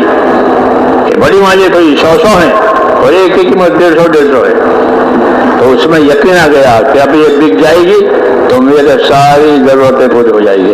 अब कोई कर्ज वाला आया कि आपने मेरा कर्जा नहीं दिया, तो वो उसको मटके दिखा, देखो ये अब ये बिक जाएंगे, फौरन आपका कर्जा मैं अदा कर दूंगा। तो हजरत फरमाते थे कि आदमी की मेहनत से शक्लें नहीं बनती हैं, आदमी की मेहनत से यकीन भी बनता है। अंदर यकीन बनता है और बाहर शक्ल बनती है। ये तो मैंने मिट्टी का आजकल की बात, बड़े बड़े फ्लैट बनाते, फ्लैट लोगों को रहने के लिए, उसमें लोग रहेंगे, हाँ, और किराया आएगा, हम खाएंगे। आजकल का मटकों को छोड़ो जी हाँ, इमारतें बनाएंगे, उसके अंदर इस मुख्तलिफ के फ्लैट बनेंगे और लोग वो किराए पर लेंगे और किराया आएगा, आराम से खाएंगे। तो हजरत फरमाते थे कि आदमी की मेहनत से शक्लें बनती हैं बाहर और यकीन बनता है अंदर। ये मिजाज है आदमी का। इस मिजाज को सामने रखकर जिस तरह चीजों में ये मिजाज चलता है, दीन की दावत आई तो दीन की दावत ने बजाय चीजों के इंसानों के सामने आमाल रखे कि अपने अमलों की भी शक्लें अच्छी बनाओ। जिस तरह इमारत अच्छी बनाई और किराए पर दे दी, मटका अच्छा बनाया और बेच दिया, तो अपने अमलों की शक्ल अच्छी बनाओ। जब तुम अपने अमलों की शक्ल अच्छी बनाओगे तो उसके नताइज भी अच्छे आएंगे, हाँ उसका समरा और नतीजा भी अच्छा आएगा। उसको अमाल पर भी मिलता है जिस तरह चीजों पर मिलता है। अमाल पर जो मिलता है वो आखिरत का बदला और दुनिया की बरकत, ये दो चीजें अमाल पर दी जाती है अल्लाह की तरफ से कि अमाल पर आखिरत में बदला मिलेगा, दुनिया में उसकी बरकतें मिलेगी। नमाज बनाई है तो नमाज बनाई है तो आखिरत में उसका बदला मिलेगा, कि उनका इकराम किया जाएगा नमाजों के कायम करने वालों का, और दुनिया में उनकी जिंदगियों में नमाजों की बरकतें दी जाएगी। तो अमाल के बारे में ये फरमाया कि अमाल अगर बनाए गए जैसा कि हुक्म है तो दुनिया में उसकी बरकतें आएगी। बरकत की कोई तौजीह नहीं कर सकता बरकत क्या चीज है, लेकिन होती है किसमें कि आदमी की मेहनत में, कि आदमी की सही मेहनत की वजह से उसके काम में, उसके कारोबार में, उसकी जिंदगी में बरकत दी जाती है। बरकत एक चीज है अल्लाह की तरफ से, हाँ, और बरकत का असर यह है कि बरकत से मुश्किलात आसान हो जाती है। बरकत से मुश्किलात आसान हो जाती है, तंगियां दूर हो जाती है, थोड़ा सामान ज्यादा काम कर देता है, थोड़ा खाना बहुतों के लिए काफी हो जाता है। क्या होगा कि बरकत हो गई। थोड़ी जिंदगी में बड़े बड़े अमाल हो जाते हैं, क्या हो गया कि जिंदगी में बरकत हो गई। तो बरकत मेरे भाइयों अल्लाह ताला का एक इनाम है जो ईमान की वजह से ईमान वालों को मिलता है। ईमान वालों को उसकी वजह से मिलता है कि बरकत अल्लाह तक देते हैं अमाल पर। तो अमाल में एक तो बरकत होती है, दूसरा बदला होता है। وہ بدلہ چل کر اللہ آخرت میں دے گا. اس کا وعدہ کیا گیا ہے، اس کا وعدہ کیا گیا ہے کہ فلاں عمل پر یہ دیں گے، فلاں عمل پر یہ دیں گے. فضائل اعمال میں یہی بات سمجھائی گئی ہے کہ آدمی دنیا میں عمل کرتا ہے اور ظاہر میں کچھ ہوتا ہے نہیں، کہ ہاں کہ وہ اپنے وقت پر ہوگا. جیسے کہ آم کے لیے گوٹی ڈالی اور اسے اگانے کی کوشش کی تو آج سے آج پھل نہیں ملے گا، بلکہ اس کی مدت پر اس کا پھل آئے گا. اس طرح تمہارے کو عمل کی دعوت دی ہے اور اس عمل کا نتیجہ اپنے وقت پر آئے گا. اس طرح پھل اپنے موسم میں آیا کرتا ہے. اس کو فضائل کہتے ہیں.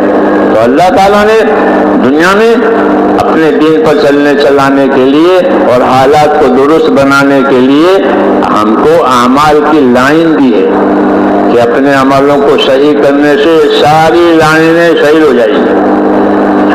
حضور صلی اللہ علیہ وسلم نے یہی بات مدینے والوں سے فرمائی تھی کہ من اصلح ما بینہ و بین اللہ اصلح اللہ ما بینہ و بین خلقہ، کہ جو لوگ اپنا اور خدا کا معاملہ ٹھیک کر لیں گے تو اللہ ان کا اور مخلوق والا معاملہ ٹھیک کرے گا. آسمان بھی ان کے حق میں ہو جائے گا، زمین بھی ان کے حق میں ہو جائے گی، دل بھی آپس میں ایک دوسرے کے حق میں ہو جائیں گے، یہاں تک کہ فرشتے بھی مدد کے لیے ہو جائیں گے. ہاں کیوں کہ معاملہ اللہ تعالیٰ سے اچھا ہوا ہے، اور معاملہ اللہ سے بگڑا ہے کہ ساری مخلوق کی لب ہو جائے گی، حالات بگڑ جائیں گے. ہاں حالات بگڑ جائیں گے کہ حالات کے بدلے بگڑنے کا تعلق آدمی کا اللہ سے تعلق پر موقوف ہے. اس کا تعلق اللہ تعالیٰ سے صحیح ہوا کہ سارے حالات صحیح ہو جائیں گے. من اصلح ما بینہ و بین اللہ اصلح اللہ ما بینہ و بین خلقہ، کہ جو لوگ اپنا اور خدا کا معاملہ صحیح کریں گے اللہ ان کا مخلوق والوں کا معاملہ صحیح کر دے گا. اور اگر اللہ سے معاملہ بگاڑا ہے تو پھر معاملہ بگڑ جائے گا. یہ دعوت سمجھانے کے لیے اور زندگیوں کے ذمہ داریاں سمجھانے کے لیے یہ باتیں کہی جاتی ہیں تاکہ اپنی زندگی کی ذمہ داریاں سمجھیں. اور زندگی کی ذمہ داریاں سمجھنے کا مطلب یہ ہے کہ سب سے پہلے اپنے دلوں کا یقین اور اپنے دلوں کا تعلق اللہ تعالیٰ سے صحیح کرو کہ ہماری زندگی اللہ کی عبادت کے لیے ہے، ہم اللہ کے بندے ہیں، وہ ہمارا معبود ہے، تو ہمارا اللہ کا تعلق عبادت اور بندگی کا ہے، وہ عبادت اور بندگی والا تعلق صحیح ہو جائے. دوسرا کہ جو اسباب اللہ نے ہم کو دیے ہیں جان کے مال کے، ان اسباب کا استعمال کہاں ہو. تو دنیا میں دو راستے ہیں، ایک خواہشات کا راستہ ہے اور ایک اطاعت کا راستہ ہے. یہ دو راستے ہیں دنیا میں. ایک خواہشات کا راستہ کہ جو جی میں آئے وہ کرو، اور ایک ہے کہ جو جی میں آئے وہ نہیں کریں گے بلکہ جو حکم ہوگا وہ کریں گے. دنیا والے جو اللہ کو جانتے مانتے نہیں ہے ان کا راستہ خواہشات کا ہوتا ہے کہ جو جی میں آئے کرو، بھائی یہی دنیا ہے، کھا لو پی لو، پھر کچھ نہیں ہے وہ یوں کہتے ہیں. بس پھر کچھ نہیں ہے، نہ مننا ہے، پھر اس کے بعد جینا نہیں ہے. ہاں وہ یہ کہتے ہیں. اور دوسری جانب اللہ کے بھیجے ہوئے رسول کہتے ہیں کہ ایسا نہیں ہے، بلکہ مرنے کے بعد اصل زندگی آئے گی. مرنے کے بعد اصل زندگی آئے گی، اور اصل زندگی پہلی زندگی کا نتیجہ بتاوے گی. کہ ہاں ایک بویائی کا زمانہ ہوتا ہے، ایک کٹائی کا زمانہ ہوتا ہے کھیت میں. ایک بویائی کا زمانہ، بویائی کے زمانے میں بویائی ہوتی ہے، پھر فصل آ گئی تو اب کٹائی ہو گئی. ایسے ہی زندگی میں کہ ایک لگانے کا زمانہ ہوتا ہے اور ایک اس کا نتیجہ دیکھنے کا زمانہ ہوتا ہے. لگانے کا زمانہ موت سے پہلے کا زمانہ ہے اور نتیجہ دیکھنے کا زمانہ موت کے بعد کا زمانہ. دو زندگیوں کو اللہ تعالیٰ نے اس طرح بنایا کہ ایک میں لگانا ہے اور دوسرے میں اس کو لینا ہے اس کا نتیجہ. ہاں تو بویائی کٹائی کھیتوں میں ہوتی ہے، بویائی اور کٹائی.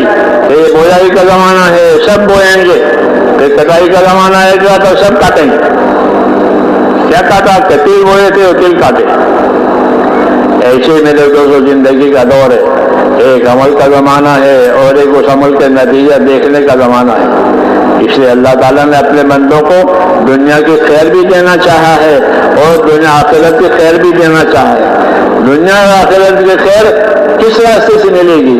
کہ کہ نبیوں والے راستے سے ملے گی، دنیا کی خیر بھی ملے گی، آخرت کی خیر بھی ملے گی۔ حضور صلی اللہ علیہ وسلم ڈرتے کے چوٹ یہ کہتے تھے کہ میں تمہارے پاس دنیا اور آخرت کی خیر لے کر آیا ہوں، اس کو مان لو سلامت رہو گے۔ یہ فرماتے ہیں یہ اجمال اور اختصار کے ساتھ کہ میں تمہارے پاس دنیا اور آخرت کی خیر لے کر آیا ہوں، اس کو مان لو پھر تم سلامت رہو گے۔ دنیا کی سلامتی آئے گی جب تک دنیا ہے، اور آخرت کی سلامتی ہوگی کہ عذاب سے بچاؤ ہو جائے گا اور اللہ کے انعامات کا حقدار ہو جائے گا۔ یہ فرماتے تھے کہ میں تمہارے پاس دنیا اور آخرت کی بھلائی لے کر آیا ہوں، اس کو مان لو تو پھر تم کو دنیا آخرت کی خیر مل جائے گی۔ اس لیے میرے دوستو یہ ہماری ذمہ داری ہوئی کہ اللہ تعالیٰ نے دین کا جو کام اور دین کے نام سے جو نعمت دی ہے وہ ہماری زندگیوں میں آوے۔ ہاں، ایک تو سننے سمجھنے میں نہ آوے، وہ تو ابتدائی زمانہ ہے، اور ایک ہے زندگی میں آوے۔ وہ اصل مقصد ہے کہ دین کہاں آوے، کہ دین زندگیوں میں آوے۔ جیسے دوائیں کہاں، کہ دوائیں بدن میں جائے، آنکھ کی دوا آنکھ میں جائے، کان کی دوا کان میں جائے، پیٹ کی دوا پیٹ میں جائے۔ تو یہ رخ علاج کا صحیح ہے،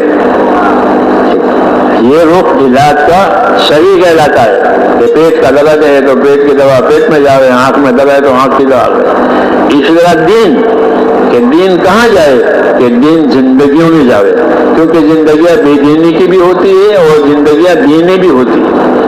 ہاں، دین نہ ہوا تو یہ بے دینی کی زندگی ہوگی، فساد کی زندگی ہوگی۔ ہاں، ان کی زندگیوں میں دین نہ ہونے کی وجہ سے ایمان یقین کا بھی فساد ہوگا، ان کا یقین صحیح نہیں ہوگا، عمل بھی صحیح نہیں ہوں گے، جان مال کا استعمال بھی صحیح نہیں ہوگا، آپس کے تعلقات بھی صحیح نہیں ہوں گے۔ فساد ہر جگہ گھیرے گا، جہاں جائیں گے وہاں فساد آئے گا۔ جیسے اسلام آنے سے پہلے کہ زمین میں فساد ہی فساد تھا، عبادتیں بھی گندی ہو گئی تھی، لوگ ننگا طواف کرتے تھے تو عبادتیں بھی گندی ہو گئی۔ جی ہاں، کیوں کہ دین نہیں آیا، پھر آیا دین، تو دین آنے سے ساری گندگی صاف ہو گئی۔ آج بھی یہی بات ہے، مگر شرط یہ ہے کہ دین زندگیوں میں آئے۔ ایک معلومات میں آنا ہے کہ ہمیں معلومات ہو گئی دین کی، وہ ٹھیک ہے، لیکن یہ کافی نہیں ہے، یہ کافی نہیں ہے، بلکہ زندگیوں میں آنا ضروری ہے۔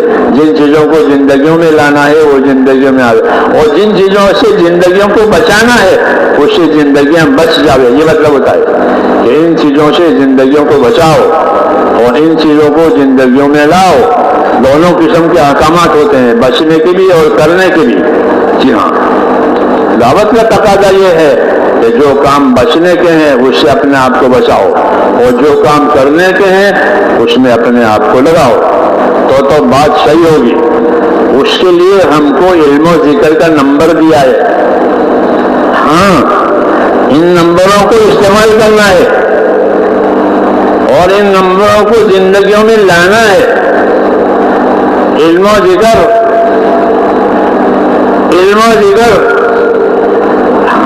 کہ علم و ذکر کی اتنی اہمیت ہے جتنے ریل چلنے کے لیے پٹری کی اہمیت ہے۔ پٹری نہیں ہوگی تو ریل کہاں چلے گی؟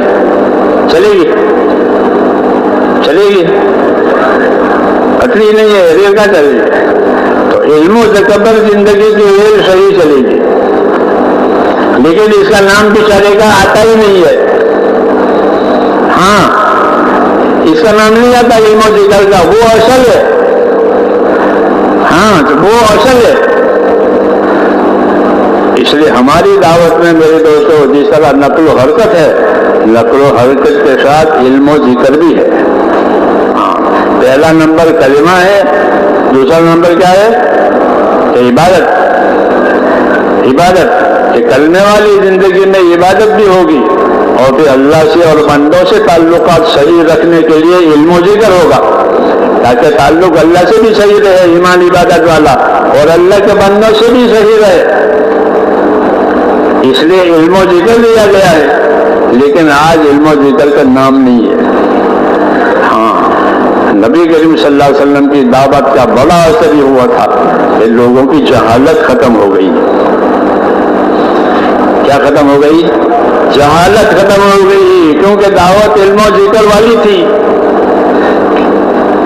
دعوت صرف حرکت والی نہیں تھی کہ صرف خالی حرکت سے کیا ہوتا ہے، خالی چکی چلے نہ آٹا ہے نہ دانا ہے، تو کوئی بھی پسند نہیں کرے گا کہ بھائی چکی تو چلنی چاہیے، حرکت ہونی چاہیے، لیکن حرکت کیا آٹے دانے کے ساتھ کہ دانے ڈالو آٹا نکالو. ہماری حرکت کہ ہونی چاہیے اللہ کے راستے کی، نہ تو حرکت دن کے کاموں کے لیے، نہ تو حرکت نماز کے لیے جانا آنا، یہ سب حرکتیں ہیں. تو یہ سب حرکتیں ہونی چاہیے اور ہوگی، لیکن علم و ذکر کے ساتھ. ہاں علم و ذکر کے ساتھ. نماز کے لیے حرکت کرنی ہے، اپنے گھر سے مسجد میں جانا ہے. کہاں جانا ہے؟ اپنے گھر سے مسجد میں، یہ حرکت ہے یہ، تو اس کا علم و ذکر ہونا چاہیے، اس کا علم و ذکر ہونا چاہیے کہ اپنے گھر سے مسجد میں کہیں جاؤ گے. تو دو ہے، ایک تو یہ کہ نماز پڑھنے کے لیے جائیں گے اور جا کے نماز پڑھ جائیں گے، یہ تو روز کی بات ہے. اور ایک نماز کا اہتمام کریں گے کہ گھر سے وضو کر کے جائے گا. کیوں کہ گھر سے وضو کر کے جانے والا مسجد میں نماز پڑھنے والا ایسا ہے جیسا گھر سے احرام باندھ کر حج کو جائے. یہ فضیلت ہے، یہ فضیلت ہے. علم و ذکر میں فضیلت بھی آتی ہے، علم و ذکر میں طریقہ بھی آتا ہے. اس لیے بڑی ضرورت میرے دوستوں ہماری دعوت کو سنوارنے کے لیے علم و ذکر کی ضرورت ہے. کہ علم و ذکر ہماری دعوت میں آیا تو ہماری دعوت پر روشنی پڑے گی. ہاں کس کی؟ علم کی اور ذکر کی. یعنی علم آئے گا کہ یہ حکم ہے اور اس کا یہ طریقہ ہے اور اس کی یہ فضیلت ہے. جسے میں نے کہا کہ اپنے گھر سے نماز کے لیے چلو، تو بھائی کل روزہ کر لو، چلو اذان ہو کے نماز پڑھ لیں.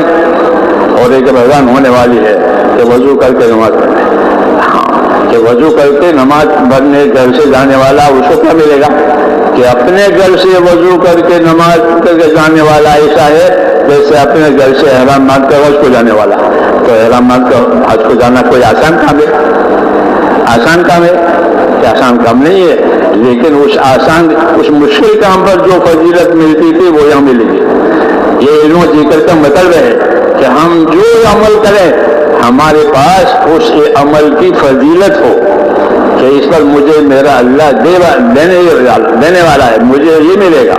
اسے تاجر کوئی بھی آئٹم بیچتا ہے تو اس کو اندازہ ہوتا ہے کہ یہ اصل قیمت میں میرے یہاں اتنے پر آئی ہے اور اپنے گاہک کو اتنی قیمت پر دے رہا ہوں. یہ اصل قیمت ہے، یہ میرا اس پر نفع ہے. وہ یہ دونوں باتیں جانتا ہے، چاہے وہ صابن کی ٹکیا ہی کیوں نہ بیچے. میری بات سمجھ آ رہی ہے؟ صابن کی ٹکیا بیچ رہے ہیں تو کہ میرے یہاں یہ اتنے میں آئی تھی 1 درجن صابن اور آج میں اس کو اتنے پر بیچ رہا ہوں، تو یہ میری اصل قیمت ہے اور یہ میرا نفع ہے. اس کو تاجر کہتے ہیں کہ جو نفع لے اپنی تجارت میں اس کو تاجر کہتے ہیں.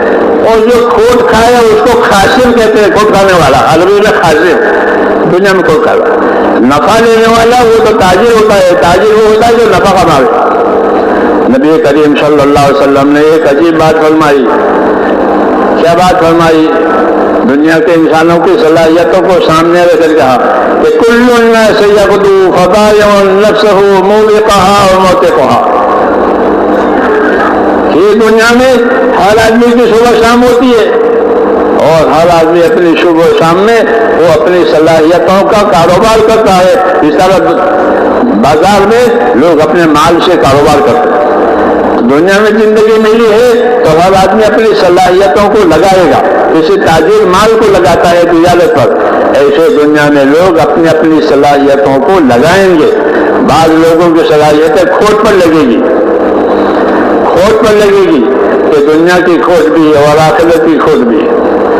اور وہ راستہ نافرمانی کا راستہ ہے، نافرمانی کا راستہ ہے کہ صلاحیتیں نافرمانی پر لگی کہ یہ کھوٹ ہی کھوٹ ہے، چاہے وہ اس کو نفع سمجھا نادانی سے. تو کہا کل الناس یغدو فبايع نفسه موبقها اور موتقها کہ ہر آدمی کاروبار کرے گا دنیا میں اپنی صلاحیت لگائے گا. بعض لوگ اپنی صلاحیتوں سے نفع کمائیں گے اور بعض لوگ اپنی صلاحیتوں سے کھوٹ میں اتریں گے کہ ان کی زندگی لگ گئی, ساری صلاحیتیں لگ گئی اور مصیبت بھی آ گئی. کیوں کہ صلاحیت غلط جگہ پر لگی, صحیح جگہ سے محرومی ہوئی. اس لیے میرے دوستو اپنی صلاحیتوں کو صحیح رخ پر لانے کے لیے اللہ نے دین میں دعوت کا سلسلہ شروع کیا ہے. پہلے دن سے آدم علیہ السلام کے زمانے سے دعوت آ رہی ہے آدم کے اولاد کے لیے, یہ کرو, یہ مت کرو, یہ کرو, یہ دعوت ہوتی ہے حق کی دعوت. تو حق کی دعوت پر جو چلے گا تو اس کی صلاحیت حق پر لگ گئی ہے, اور جو حق کو چھوڑ دے گا تو اس کی صلاحیت باطل پر لگ گئی ہے. یہ کھوٹ کا دھندا ہے, یہ کھوٹ کا دھندا ہے. ان کو پتہ چلے گا الذین ضل سعیہم فی الحیاۃ الدنیا وہم یحسبون انہم یحسنون صنعا, یہ سمجھ رہے تھے کہ ہم نے بڑا کاروبار کیا ہے, حالانکہ وہ پورا کھوٹ کا ہی کھوٹا ہے. ان کے لیے کچھ نہیں ہے, ان کے لیے نتیجے میں کچھ بھی نہیں ہے سوائے سزا کے. اس کے مقابلے میں ایک راستہ دعوت کا, ایک راستہ رحمت کا, کہ اپنی صلاحیتوں کو حق پر لگاؤ, اپنی صلاحیتوں کو اس پر لگاؤ کہ اللہ راضی ہو جائے. اور جو ذمہ داری اللہ نے جان مال کے استعمال کی رکھی ہے وہ کچھ جگہ ہماری جانی مالی صلاحیتیں لگے. یہ دعوت کا تقاضا ہے کہ اپنی جانی مالی صلاحیتوں کو وہاں لگاؤ جہاں اللہ نے چاہا ہے. اپنی اللہ کی عبادت پر لگاؤ, ایک اللہ کی عبادت پر لگاؤ. اللہ نے عبادتیں ہم پر قائم کی ہے, نماز, روزہ, زکوٰۃ, حج, ذکر, تلاوت, یہ عبادت کہلاتی ہے کہ اپنی صلاحیتوں کو عبادت پر لگاؤ. دوسرا کہ اپنی صلاحیتوں کو اخلاق پر لگاؤ کہ تمہاری جان مال سے دوسروں کے ساتھ تمہارا برتاؤ صحیح ہو جائے. جان مال میں انصاف کا, احسان کا, ایثار کا, یہ تعلیم ہے کہ تم اپنے جان مال کے ساتھ دوسروں سے معاملہ انصاف کا کرو, حقوق کی ادائیگی کا کرو, انصاف سے کرو. کہ جو اپنے لیے پسند کرو وہ دوسروں کے لیے پسند کرو, جو اپنے لیے ناپسند کرو وہ دوسروں کے لیے ناپسند کرو. اس کو انصاف کہتے ہیں کہ بندوں میں انصاف کے ساتھ رہو. نبی کو حکم ہے کہ انصاف کے ساتھ رہو. امرت لأعدل بینکم, مجھے حکم ہے کہ تمہارے درمیان میں انصاف سے رہوں اور انصاف کروں. کہ انصاف کی وجہ سے ایک دوسرے کے حقوق کی حفاظت ہوتی ہے. تو اللہ کی عبادت اور مخلوق میں انصاف تاکہ ایک دوسرے کے حقوق کی حفاظت ہو. ہاں یہ تو انصاف کہلاتا ہے. اور انصاف سے آگے احسان ہوتا ہے, انصاف سے آگے احسان ہوتا ہے کہ انصاف کے ذریعے سے حقوق بھی دیے اور اپنی طرف سے مخلوق پر احسان بھی کیا. یہ تو بھائی تیرا یہ حق ہے اور یہ ہماری طرف سے ہے, تیرے ساتھ احسان. ہم نے سنا مولانا محمد الیاس صاحب رحمۃ اللہ علیہ کے بارے میں کہ جب ان کو سفر کہیں ہوتا تھا تو اس زمانے میں اتنے موٹریں, اتنی بسیں نہیں تھی. عام طور پر یہ ٹانگے ہوتے تھے, گھوڑا گاڑی. تو ایک ساتھی تھا, اس کا اپنا گھوڑا اپنی گاڑی تھی, وہ یہی کام کرتا تھا بیچارہ. جب اس کو پتا چلتا تھا کہ حضرت کا کہیں سفر ہے تو وہ بغیر بلائے آ جاتا تھا.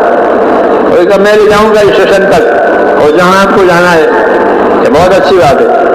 تو اس کا معمول تھا, اور معمول یہاں سے بھی تھا حضرت کا کہ اسی کے ٹانگے میں جاتے تھے. جب وہ آ جاتا تھا پھر اس کی مزدوری دیتے تھے. مزدوری مقرر تھی کہ مزدوری کتنی, کہ 12 آنے یعنی 75 پیسے. لیکن حضرت اللہ علیہ 75 تو اس کو پیسے دیتے تھے, تو 12 آنے یعنی 75 پیسے سے اوپر کچھ زائد پیسے دیتے. اور یہ فرماتے تھے بھائی یہ 75 پیسے تو تمہارا حق ہے ہمارے اوپر, اور یہ ہماری طرف سے ایک عطیہ ہے, ایک ہدیہ ہے, اس کو بھی قبول کرو. اس کو کہتے ہیں انصاف اور احسان. یہ جو 75 پیسے ہیں وہ تو انصاف کی بات ہے, وہ تو دینے پڑیں گے. اس کی ٹانگے میں سوار ہو کر گئے ہیں اور اپنی طرف سے کچھ زیادہ دیا, یہ احسان کہلاتا ہے. اور یہی چیز اللہ تعالیٰ نے بندوں کو سکھائی ہے. ان اللہ یامر بالعدل والاحسان, اللہ تمہیں حکم دیتا ہے انصاف کرنے کا, اللہ تمہیں حکم دیتا ہے احسان کرنے کا. یہ طریقہ بندوں کے درمیان, بندوں کے درمیان میں رہنا ہے تو انصاف احسان کے ساتھ. اللہ کے ساتھ معاملہ کرنا ہے تو کہ ایمان اخلاص کے ساتھ. ہاں الگ الگ لائنیں ہیں.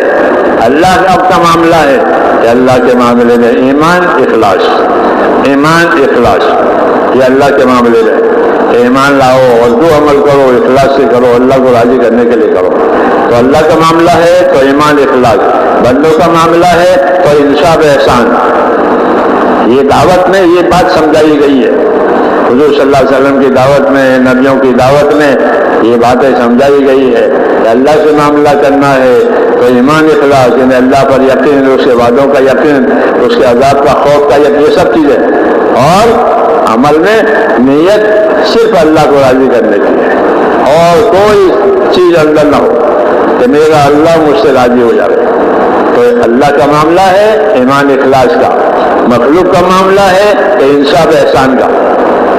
یہ نبیوں کی تعلیم میں، نبیوں کی دعوت میں یہ چیزیں سمجھائی جاتی ہیں. معاملہ بندوں کا ہے کہ بندوں کے معاملے میں انصاف سے رہو، بندوں کے معاملے میں احسان سے رہو، ایک دوسرے پر احسان کرو اور انصاف سے رہو تاکہ حقوق کی پائمالی نہ ہو، اور احسان سے رہو تاکہ آپس میں محبتیں ہو.